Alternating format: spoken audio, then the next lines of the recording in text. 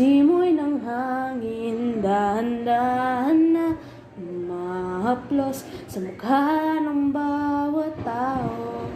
Bumabagsak-bagsak pang mata,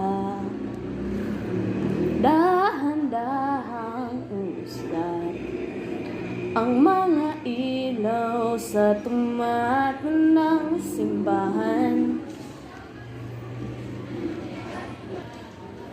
Nang magkahawak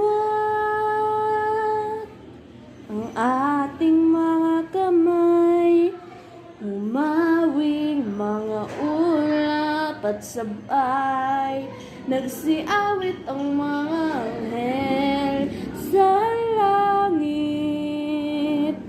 At nang unang gabi ng Pasko'y sumapit, kay ganda